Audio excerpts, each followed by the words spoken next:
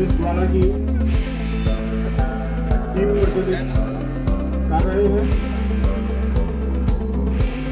शुभ उद्घाटन करें और सभी जनमानस से अनुरोध करता हूँ कि करतल ध्वनियों के साथ जोरदार तालियों के साथ আজি এই দলংখন যিখন আমি লোহাৰ যিখন দলং এই দলংখন অইলৰ CSR ফাণ্ডৰ পৰা নিৰ্মাণ কৰা হৈছে। প্ৰায় 10 লাখ টকা বাজেটৰ এইখন দলং আৰু এই দলংখন অৱশ্যে ছট পূজা বুলি আমি নিৰ্মাণ কৰা নাই।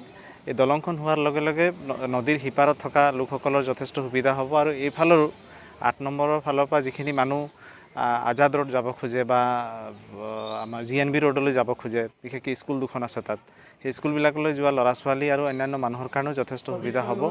কেৱল ছট পূজা বুলিয়ে নহয়, ছট পূজাটো বছৰত এবাৰ হয়, গতিকে ছট পূজাৰ সময়ততো মানুহৰ সুবিধা হ'বই। প্ৰতি বছৰে ইয়াত যিসকলে ছট পূজা পাতে তেওঁলোকে প্ৰায় বছৰত 60-70 হাজাৰ টকা ব্যয় কৰি এখন তেওঁলোকে বাঁহৰ দলং প্ৰতি বছৰে নিৰ্মাণ কৰা আমি চাই আহিছোঁ।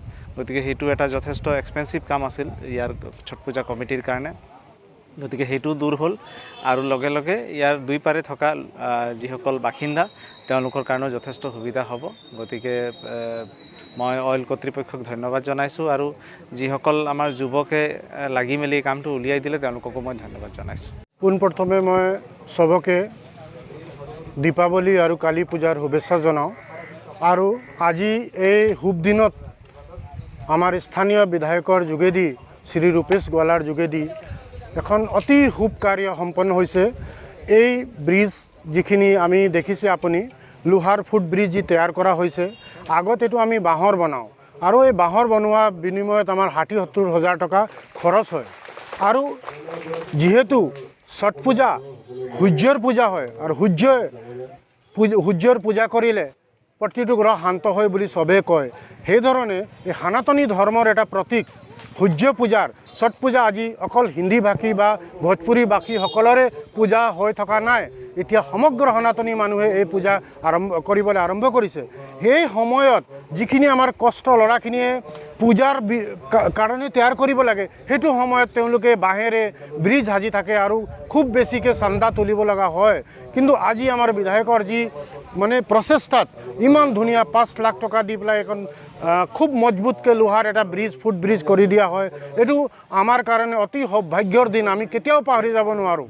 এই দিন আমি বিশেষকৈ ছট পূজা কৰা মানুহখিনিয়ে কেতিয়াও পাহৰি যাব নোৱাৰে, কিয়নো প্ৰতি বছৰে আমি বহুত অসুবিধা পাই আহিছিলোঁ। আৰু সিটো পাৰে যিখিনি মানুহ থাকে মানে কিবা অভাৱ অভিযোগৰ সময়ত বা বান সময়ত এই ব্ৰিজটো হয়তো তেওঁলোকৰ কাৰণে মানে এই হেতুটো বহুত ডাঙৰ এটা সহায় হ'ব বুলি আমি ভাবোঁ।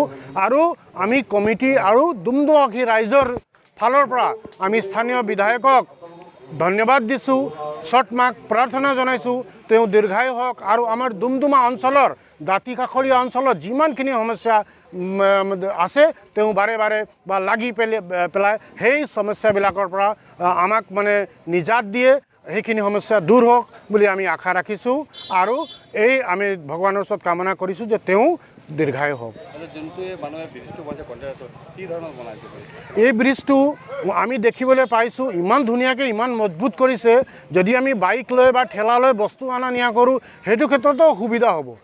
সিটো পাৰত মানুহে যদি বস্তু পেলায় ঘৰ বনাবৰ কাৰণে, তেওঁলোকে বস্তু আনিবলৈ যিমান খৰচ কৰে তাতকৈ বেছি খৰচটো তেওঁলোকৰ মানে ইমান বেছি খৰচ হৈ যায় আনাত, যে তেওঁৰ বস্তুৰে দাম কম থাকে। সেই ক্ষেত্ৰতো এই ব্ৰিজটোৱে মানে সহায়ক হ'ব বুলি আমি ভাবোঁ।